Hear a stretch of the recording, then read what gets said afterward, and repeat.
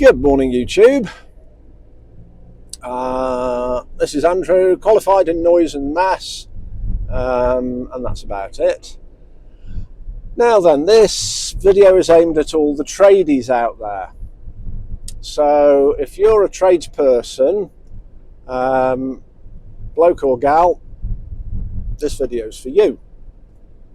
About 3 years ago, I was working at a farmhouse on my own, Saturday afternoon, rebuilding a stone porch, and I just set the lintel on top of the piers, and just bent down, or just stepped off the hop up to get a block to put it on the top, on the inside. Hang on a sec, just going round the roundabout, and I lost my balance, catapulted into the lintel. It's one of them steel ones, you know the brand, begins with a C. They're very good. They're also very hard. Smacked into it at a rate of knots, sent it flying about 10-15 foot into the farmyard. I bounced off it, and I don't believe I lost consciousness, but you never know. If I did, I wouldn't remember because I'd have been unconscious. And there was, well, it was code red everywhere, because you've got no padding on your head, not like on your legs or arms or anywhere else. There's no muscles or fat, well, no muscles or fat. So I staggered off to the customer's bathroom, cleaned myself up, put the biggest plaster on it that I could find in the van, had a cup of tea, carried on, as you do. It got better. Right, well, you might not see, I've got a groove in my head, and time passes. Run the clock forward to now. Well, not now. Quite a few weeks ago, I became aware of the fact that I was getting a persistent low-level headache. Now, on the basis of a scale of 0 to 10, 0 being no headache, you feel brilliant, 10 being the worst thunderclap headache you could possibly imagine, typically associated with a stroke, I believe. This was, or this is, sort of 2, 3, 4, pretty consistently. And then the last couple of weeks, I'm getting spikes, 5, 6, 7. So usually when I change posture to like standing up, sitting to standing, standing to sitting, you know, whatever. They don't last too long, but it's uncomfortable. So this persists for a couple of weeks. Now, we do know that if you have any symptom that lasts for a couple of weeks, you go and see your GP. Exactly what I did.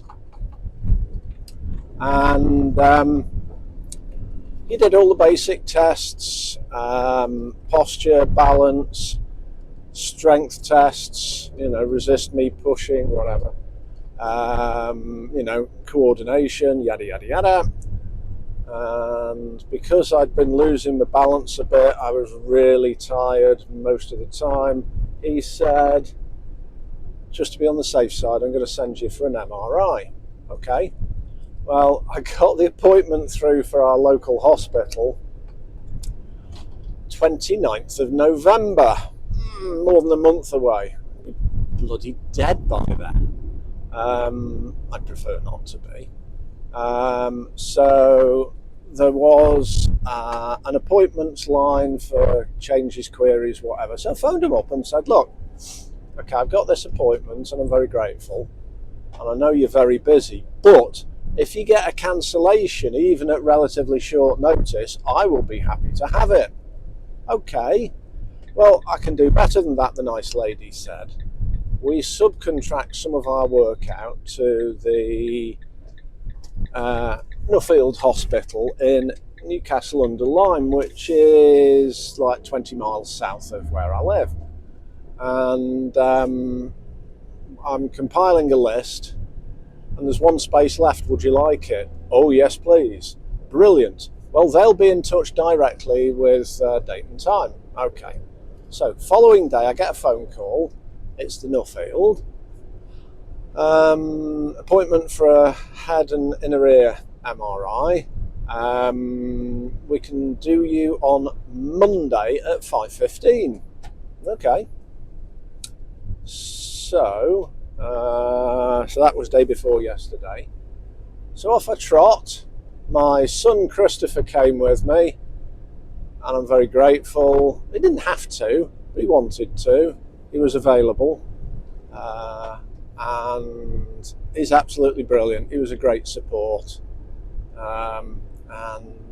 So we trot in. I get wheeled into the machine. I have to wear a hospital gown.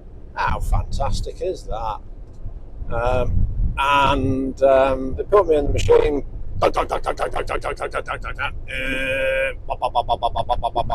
Yes, rather noisy. You get plastic headphones that you can listen to the radio. Yeah. Okay. Anyway, right. Time passes. Consultant comes out, and we're flicking through the images, the slices of my head, and then as he's sort of like going up, a grey mass appears that is not my brain. Yes, it's something else. It's additional. And he didn't have to say anything because I knew exactly what I was looking at. He says, yes, there's no doubt about it, you've got a brain tumour. Right, okay. Right, anyway, I'm now in a process, or I'm in a system now. He said, right, I'll refer back to your GP, who will refer you forwards, and we'll get you sorted out.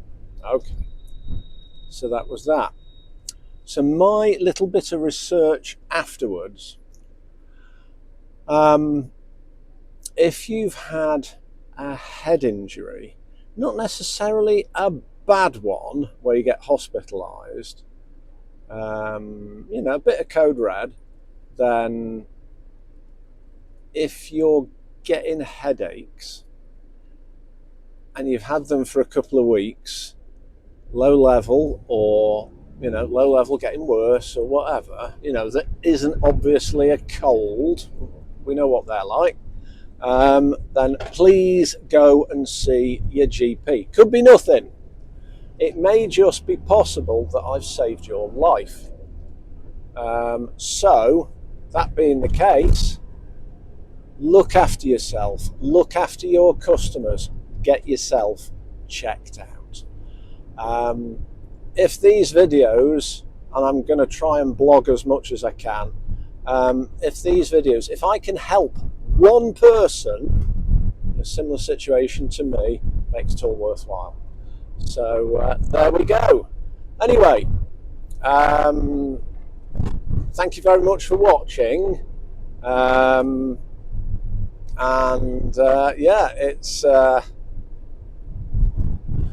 one of those things. Everybody that sent me a message, I've put a bit out on Facebook, everybody that sent me a message has been very, very kind, and I'm hugely grateful. If there's anything you need, just let us know. Just be there. Just listen to my endless prattle. Oh, which way do I want to go? I want to go that way, actually. So, oh, no, wrong gate. Endless prattle. So, there we go.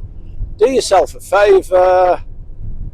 Send this on to somebody you know, if it isn't you. And thank you for watching. Good luck. Catch you on the next one. I suppose I better go and pretend to do some work, eh? Where am I going now? Well, I'll go that way. There's any number of different ways I can go to where I need to get to, and I'll go this way. So there we are. So that's the brain tumour blog part 2. Have a good day, folks. Catch you on the next one. Cheers.